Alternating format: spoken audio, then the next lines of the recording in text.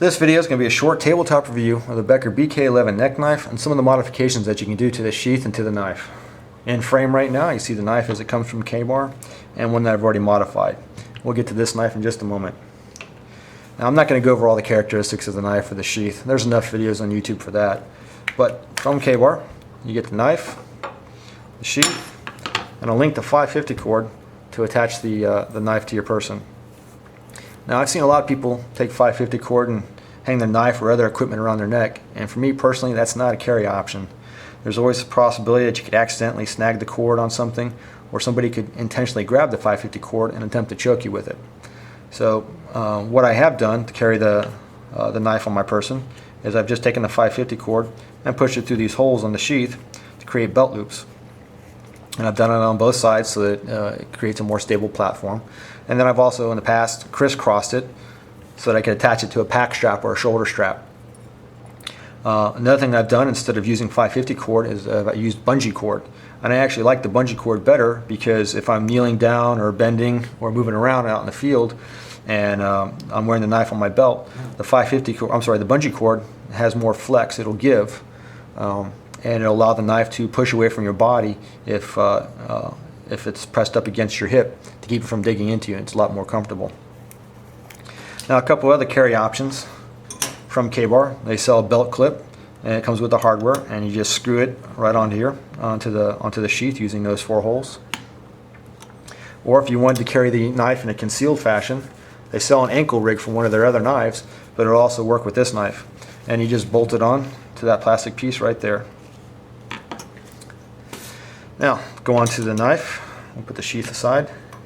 Some of the things that you can do for the knife is you can take 550 cord and wrap it through the skeletonized handle. Or, just recently, Tamar's K-Bar has started manufacturing micarta grips. And he sells them with the hardware, so you don't have to go around looking for nuts and bolts to attach it to your knife. And it just affixes. It's got protrusions that go through the skeletonized handle to give it more support. And you just attach them and bolt it through. And with that, let me go ahead and go to the knife that I've already modified. First, I'll start with the sheath. I decided to use the belt clip instead of the bungee cord or the 550 cord, simply because with this clip, I could detach it from my belt without having to take my belt off.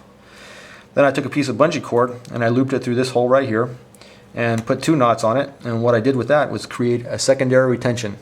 And the strap just comes up and goes through the bottle opener, or as they market it, a wire cutter. And it's got 2 knots on it, so it gives me a little bit of extra tag here to grab to take it off. And then the knife itself, you can see that I've got the micarta grips already bolted onto it. Now, something else that I've done with the sheath in the past is I have a little survival kit, and it's this little pouch I got from Rat Cutlery, and it's designed for their RC4 and RC5 knives, and I'm sure you could probably put it on some of their other knives.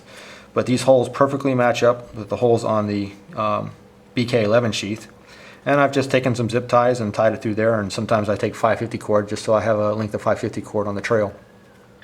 I'll go over the contents of this kit in another video. Now, the one thing I like about this Becker 11 is it's comparable to the Rat Cutlery or the Ontario Rat 3. You got a 3-inch blade, but it's a smaller package and a lighter weight.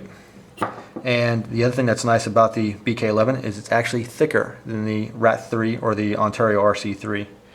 I've used my BK11 to shuck coconuts, and I've tried it with my Rat 3, and the BK11 is nice and taut or firm and takes off the shells no problem, versus the Rat 3 and the RC3, which has some flex to it, and it makes me concerned that one day when I'm trying to pry off a shell or pry anything off, that the knife will bend and won't return to true form. So again, here's my sheath and knife as it's been modified. I'll be doing a practical field review of this knife and a few others later on, probably sometime in the next month. I'm trying to do it in cooperation with Adam from Equip to Endure. He's going to be doing a small knife review, and he's going to be doing several blades, and I've been corresponding with him, finding out what knives he's doing, and I'm going to try and do a completely different set of knives. The BK11 is going to be one of those knives that I'll be reviewing. So stay tuned, keep an eye out for my next video, and thank you for watching this one. Be safe.